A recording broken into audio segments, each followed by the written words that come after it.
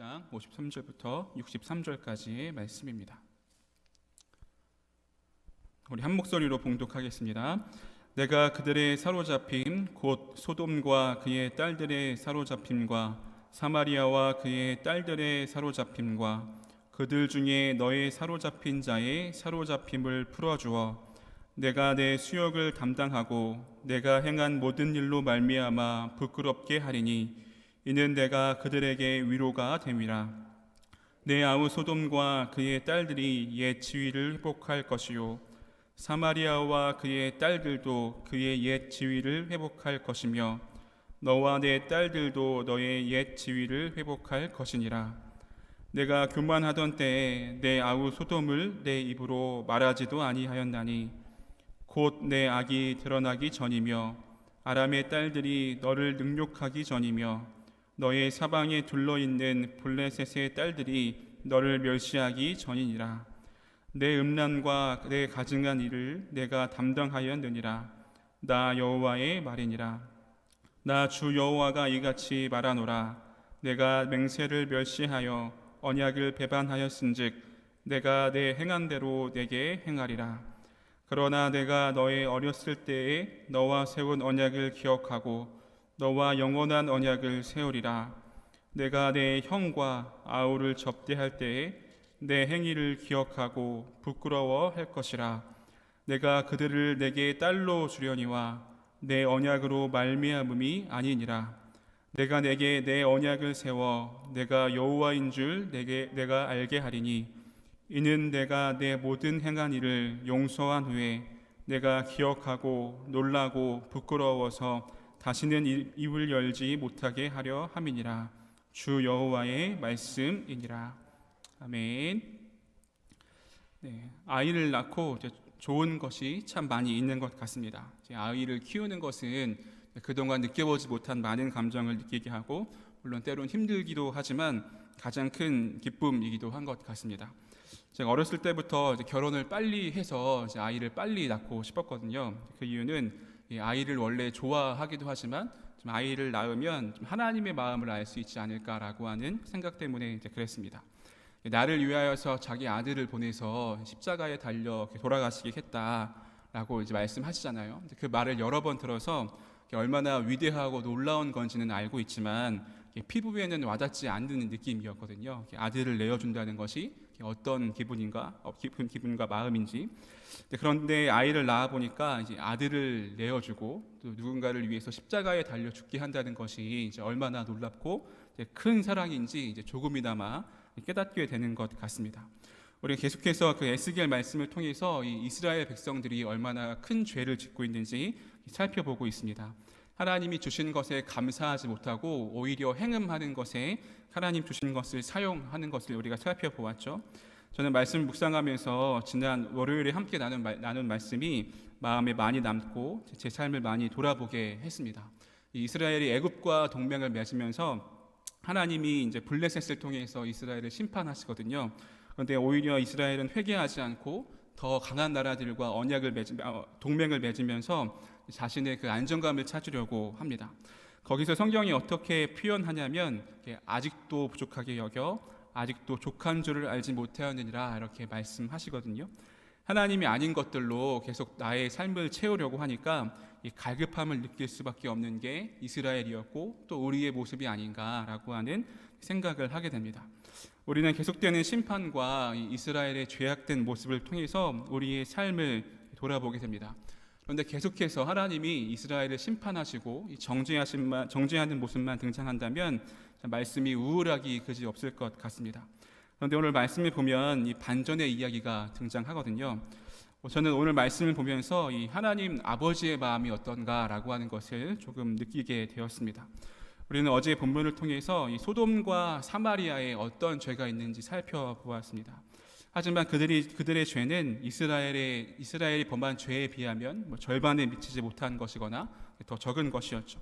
그 52절에 그 적나라하게 표현하고 있는데요. 그들이 죄를 지었지만 너희가 더욱 가증한 죄를 지어서 죄를 지은 그들이 의롭게 되었다라고 이야기합니다. 소돔과 사마리아가 큰 죄를 지었지만 너희보다 못하다, 너희의 죄가 더 많다라고 하는 것을 말씀하십니다. 이 말씀 보면서 하나님은 이스라엘을 저 밑바닥까지 경험시키시는 것이 아닌가라고 하는 것을 보게 됩니다. 수치를 당하게 하시는 것이죠. 어떻게 그 일을 이루시냐면 소돔과 사마리아의 그 사로잡힘을 풀어주심으로 그것을 이루겠다고 말씀하십니다. 그것이 이스라엘에게 어떤 의미냐면 우리 54절 같이 한번 읽어보겠습니다. 우리 54절 같이 읽겠습니다. 시작. 내가 내 수욕을 감당하고 내가 행한 모든 일로 말미암아 부끄럽게 하리니 이는 내가 그들에게 위로가 됨이니라. 수욕을 담당하게 되고 행한 모든 일로 말미암아 부끄럽게 된다라고 이야기합니다. 하나님은 철저하게 이제 이스라엘을 낮추십니다. 우리 개인의 삶에 비교하자면 우리가 자주 쓰는 표현인 그 인생의 밑바닥까지 경험하게 한다라고 하는 표현이 이스라엘에게 딱 맞는 것 같습니다. 이 말씀을 묵상하면서 가만히 생각해 보는데 이 코로나가 우리를 그 밑바닥까지 경험하게 하는 것이 아닌가라는 생각을 하게 되었습니다. 이 코로나를 겪으면서 항상 드는 생각은 이 코로나19를 우리가 신앙적으로 어떻게 해석할 것인가라고 하는 것을 계속 생각하게 됩니다. 지난번에 말씀드렸던 이 전도서 말씀에 형통한 날에는 기뻐하고 곤고한 날에는 뒤돌아보아라 라고 말씀드렸는데, 우리는 이 곤고할 때에 우리가 무엇을 돌아봐야 하는가라고 하는 것을 늘 생각해야 합니다. 저는 지금까지 코로나 관련해서 나온 해석 중에 제일 마음에 많이 남는 해석이 있는데요. 그것은 이제 코로나로 인해 우리 사회에 민낯이 드러나게 되었다라고 하는 것입니다. 첫 번째는 신천지입니다. 사실 그리스도인들은 신천지가 어떤 존재인지 또 어떤 위험과 또 어떤 폐해를 낳고 있는지를 잘 알고 있었는데, 코로나를 통해서 전 사회적으로 신천지의 문제가 대두되었습니다. 한 방송을 보니까 이 신천지의 피해자들이 나와서 신천지가 어떤 일들을 하고 있고 또 어떤 것 때문에 피해를 받았는지 적나라하게 이야기를 하더라고요. 신천지가 드러났고요. 또 하나는 이태원 클럽이었죠. 이태원 클럽에서 확진자가 많이 나와서 문제가 되면서 이 사회가 얼마나 문란하고 또 게이 클럽 이런 거 나오면서 이 사회가 얼마나 문란한가라고 하는 것도 드러났습니다. 그리고 요즘의 키워드는 한국교회입니다. 최근에 있었던 특정 교회에서 나온 많은 확진자들 때문에 이 한국 사회에서 많은 어려움을 치렀고 더욱이 한국교회의 이미지도 많이 안 좋아졌습니다. 우리가 뭐 한 교회, 특정한 교회라고 치부할 수도 없는 얘기인 것 같습니다. 저는 이 사건을 보고 또 이렇게 해석하는 이야기를 듣고 생각났던 한 강의가 있었는데요. 감신대 다닐 때 듣던 수업에서 역사학자인 교수님이 해주신 이야기입니다. 이 한국교회는 세계가 놀랄 정도로 빠르게 부흥하고 성장했다라고 하는 거예요. 이 서방교회가 2000년간 겪어왔던 그 종교 경험을 이 100년밖에 되지 않은 세월에 많은 것을 이뤄냈다라고 이야기한다고 합니다. 참 대단한 일인 거죠. 그런데 딱 하나 못 겪은 게 있는데 그게 바로 종교개혁이라고 하는 거예요. 2000년간 겪은 많은 일들을 100년이라는 짧은 세월에 한국교회가 이뤄냈지만 한국교회가 못해본 것은 종교개혁이다 이렇게 말씀을 하시더라고요. 저는 그 말이 뇌리에 많이 남았습니다. 우리는 최근의 문제를 통해 한국교회의 민낯을 다시 보게 되고 한국교회의 상황이 어떤지 다시 확인하게 됩니다. 그러면서 우리가 이 곤고한 때에 돌아보아야 하는 것은 그 16세기의 종교개혁자들이 부패한 로마 카톨릭에 대항해서 목숨을 걸어 종교개혁을 이뤄냈듯이 우리는 같은 심정으로 한국교회가 회개하고 우리의 잘못을 시인하고 또 뼈를 깎는 심정으로 돌이켜야 되지 않을까라고 하는 것을 생각하게 됩니다.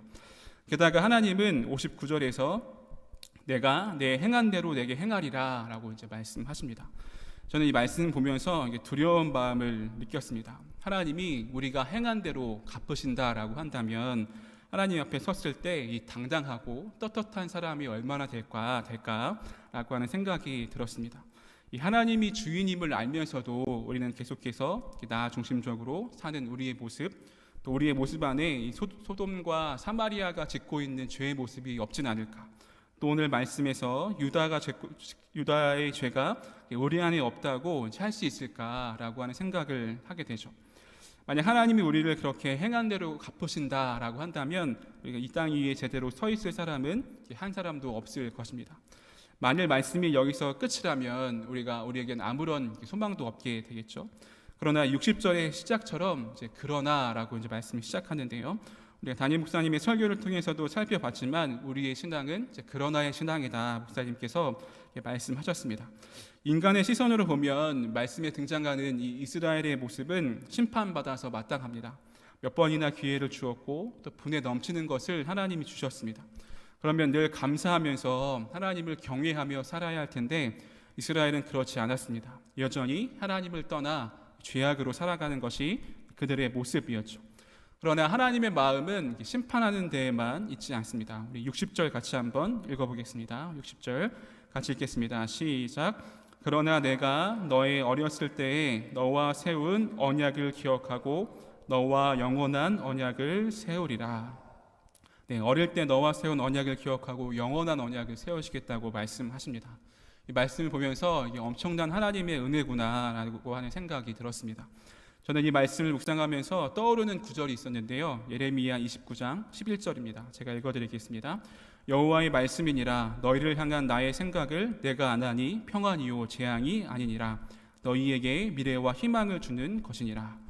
우리 삶에 찾아온 여러 문제와 또 어려움들이 다 재앙 같고 하나님의 심판 같지만 하나님의 본심은 재앙이 아니고 평안이다라고 말씀하십니다. 우리로 하여금 절망하고 넘어져 있을 것이 아니고 미래와 희망을 주신다라고 말씀하십니다. 또 나음서 1장 7절에 봐도 여호와는 선하시며 환난 날에 산성이시라 그는 자기에게 피하는 자들을 아시느니라 이렇게 말씀하시거든요. 하나님은 선하셔서 자기에게 피하는 모든 자들을 다 알고 계신다라고 말씀하십니다.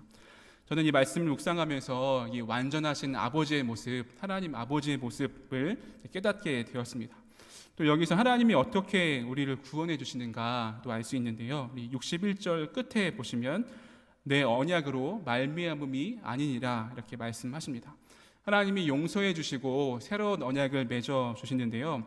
정확히 넘어가고 있는 것이 있는 건데 내가 너와 새 언약을 맺는데 그것은 너희가 잘해서 그런 것이 아니고 너희는 언약을 저버렸지만 나는 너희를 기억하고 여전히 나의 마음은 너희 가운데 있다 이렇게 말씀하고 계시는 것입니다.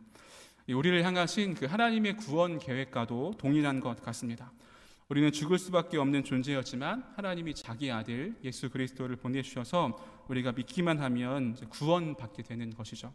여기서도 하나님의 은혜가 얼마나 우리 삶에 가득한지 얼마나 귀하고 값진 것인지 깨닫게 됩니다.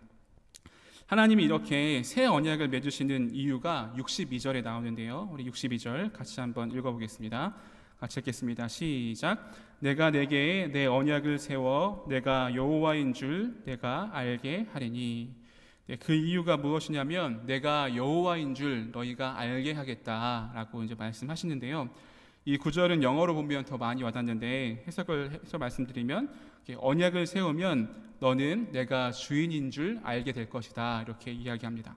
영어 성경에 I am the Lord라고 번역하거든요. 하나님이 주님이시다, 하나님이 주인인 것을 너희가 알게 하겠다라고 이제 말씀하시는 겁니다.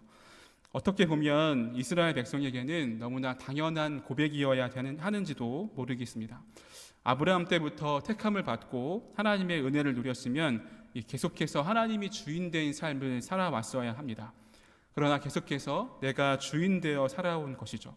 죄의 본질은 자기 중심성입니다. 하나님이 주인이어야 할 자리에 내가 주인되는 것, 그것이 죄인 것이죠. 하나님의 이 말씀은 처음부터 다시 시작하자라고 하는 뜻이 있습니다. 이제 너희의 자기 중심성을 내려놓고 나 여호와가 주인된 삶을 살자고 하나님이 초청하고 계시는 것이죠.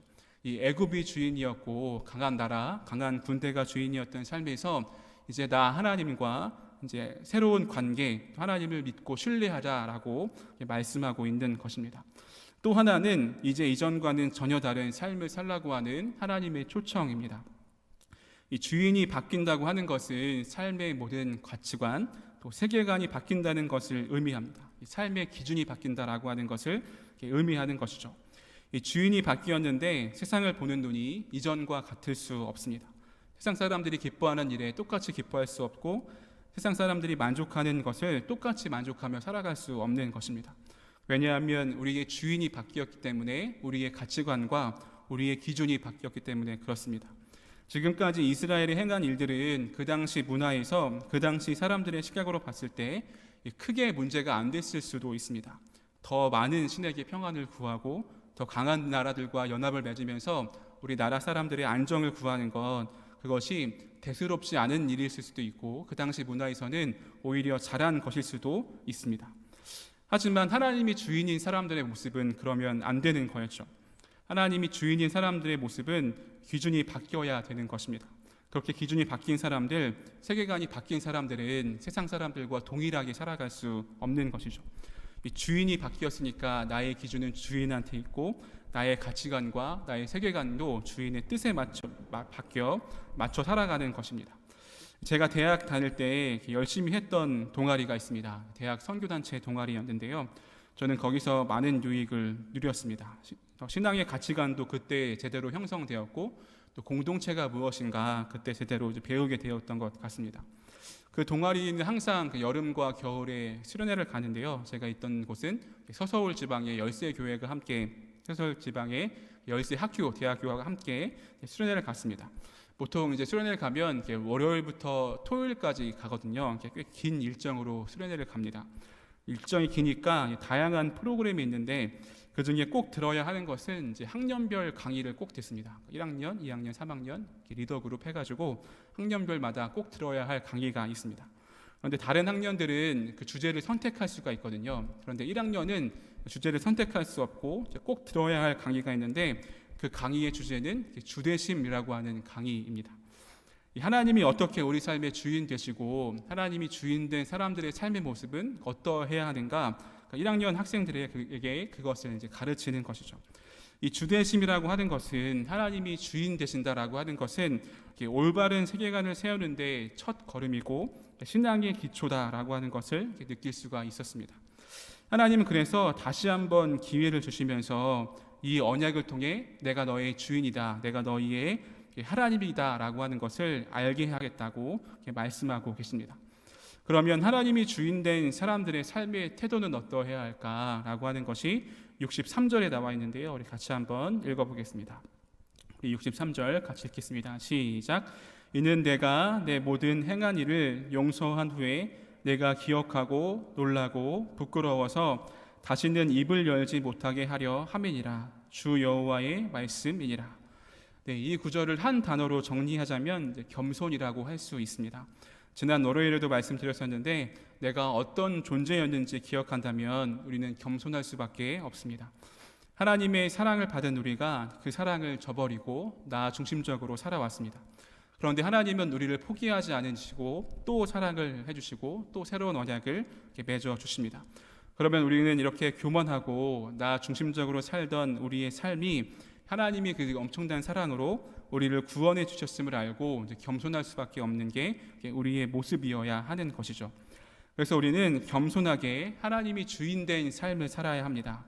하나님의 시선으로 나를 봐야 하고요. 세상의 기준이 아니라 하나님의 시선으로 나를 봐야 하고 하나님의 시선으로 이웃을 봐야 하고 또 하나님의 시선으로 세상을 봐야 합니다. 하나님의 아픔이 있는 곳에 나의 아픔도 있어야 하고 하나님이 기뻐하시는 곳에 나의 기쁨도 있어야 하는 것이죠.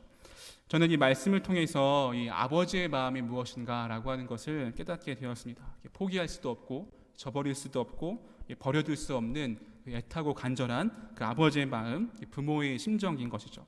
하나님이 그 아버지의 마음으로 우리에게도 초청하십니다. 내가 주인인 삶을 살아가자고, 다시 시작하자고, 세상의 기준과 가치관으로 살지 않고 내가 주인이고 또 나의 가치관으로 나의 말씀으로 살아가자고 하나님이 초청하고 계십니다. 바라기는 우리 모두가 이 겸손한 마음으로 이 초청에 응해서 세상과는 달라도 다른 하나님이 주인된 삶을 살아갈 수 있는 우리 모두가 되기를 간절히 소망합니다.